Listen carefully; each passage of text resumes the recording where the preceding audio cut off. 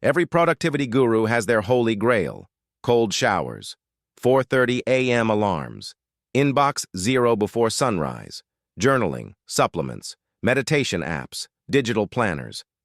We call this optimization. We chase these rituals like sacred formulas, as if the right checklist will save us. But what if we stripped it all away? What if the best way to win your morning wasn't by attacking it, but by surrendering to it? What if you didn't need to chase motivation because rhythm, order, and meaning were already embedded into the very bones of your day? That was the world of the medieval monk. They didn't optimize. They didn't hack. They didn't perform productivity on Instagram. And yet, they cultivated what we long for: peaceful intensity, clarity of intention, depth without distraction. Welcome to monk mode. Not the TikTok trend, the ancient version, the real version, forged in silence, tempered by time, built on a rhythm older than ambition itself. This is how they lived, and this is what you can borrow, starting tomorrow. Forget snooze buttons. A monk's day began at matins, 2 or 3 a.m., not a typo, 2 in the morning. While the world slept, they awakened. No phone, no caffeine, no to-do list, only stillness, only breath, only the eternal. Their first act? Prayer, chanting, silence. They didn't wake to react. They woke to realign.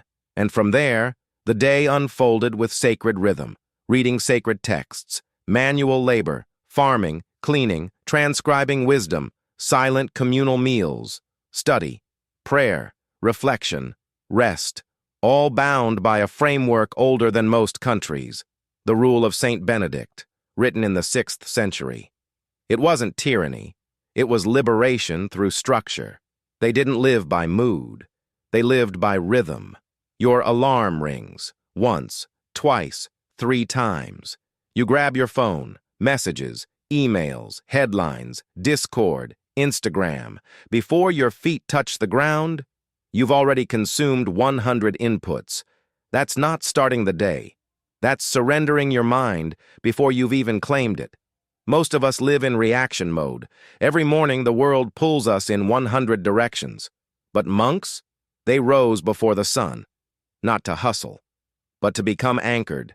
No chaos, no noise, no algorithms, just bells, steps, breath. We've traded ritual for reaction, and the most sacred moment of the day, our beginning, has been sold to dopamine loops, news feeds, and endless scrolls. Why does this matter? Because your first 30 minutes write the tone for your next 16 hours.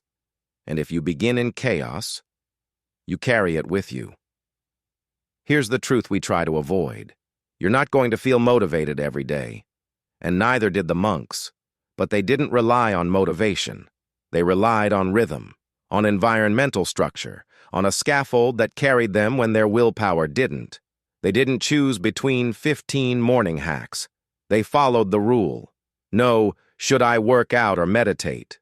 No, do I start with email or deep work? No decision fatigue. Why? Because decision was replaced by devotion, impulse was replaced by intention, and choice was replaced by rhythm. More structure, more freedom, not less. Modern mornings are a war of options. Monastic mornings were a dance of rituals. While we wrestle with ourselves, monks moved forward, quietly, calmly, clearly. It wasn't about dominating the day. It was about removing friction. Because the more you think about what to do, the less energy you have to actually do it. You don't need more motivation. You need a rhythm that makes motivation unnecessary. In today's world, stillness is a rare privilege. A brief pause between notifications, a stolen moment of silence before the next distraction. But for the monk, stillness was not a break. Stillness was the work. They didn't chase silence. They cultivated it, hour by hour, step by step, breath by breath. Because silence isn't the absence of sound, it's the sharpening of awareness. When was the last time you sat? No podcast, no music, no background noise, just you and the moment.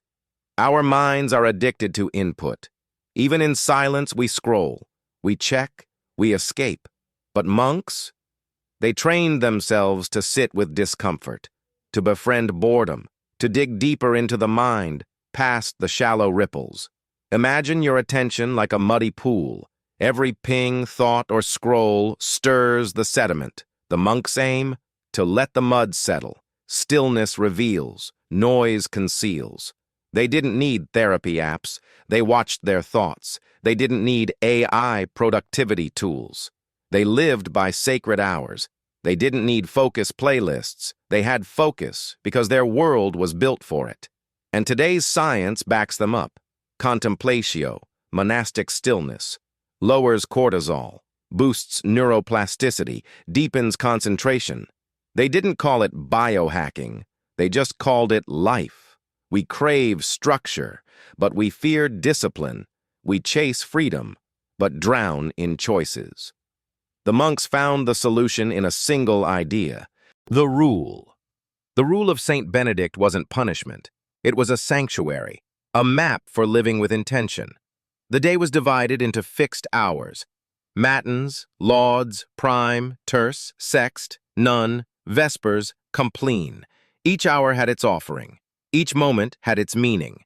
Work was not whenever you felt like it. It was a sacred block, silent, steady, physical. Meals weren't rushed distractions. They were rituals, simple, grateful, shared in stillness. Rest wasn't earned through exhaustion. It was woven into the day, predictable and nourishing. Prayer wasn't optional. It was presence, mindfulness, intention. Now compare that to today. Alarms that change daily, meals eaten while multitasking, work buried under dozens of tabs, sleep postponed by screens. We are over-informed and under-anchored. The monks didn't have more willpower. They had a system, a rhythm, a rule. And here's the key. It wasn't rigid. It adapted, with the seasons, with human nature, with reality, because they knew you do not rise to the level of your ambition. You fall to the level of your routine. We think success is about mindset. They knew it was about clockwork. We scroll, we chase, we burn out trying to catch clarity in a world built on noise. But monks didn't scroll. They didn't chase. They sat. They breathed. They listened.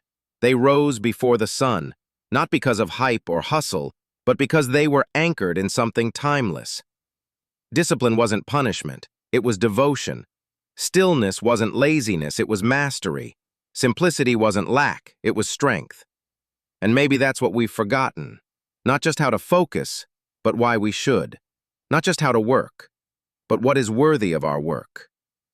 So before you buy another productivity app, before you scroll past another morning routine TikTok, ask yourself, what would happen if I stopped chasing efficiency and started choosing intention? What if, like the monks, you trusted rhythm over willpower, presence over performance, devotion over dopamine? This isn't nostalgia, this is a blueprint, and it still works. Your best self isn't somewhere out there. It's buried beneath the noise, waiting to be uncovered, one sacred habit at a time. Subscribe, because here we don't chase what's new just because it's shiny. We rediscover what's true because it's timeless. Every week we unearth ancient wisdom and translate it for the modern mind. This is more than a channel. It's a quiet rebellion, a discipline, a return. Tell us in the comments, what modern habit are you ready to trade? For something older, slower, wiser? Maybe it's leaving behind notifications. Maybe it's reclaiming your mornings. Maybe it's choosing stillness over scrolling. Whatever it is, share it. This isn't just content, this is community. So stay, think with us, breathe with us, and let's remind the world, not everything worth keeping is new.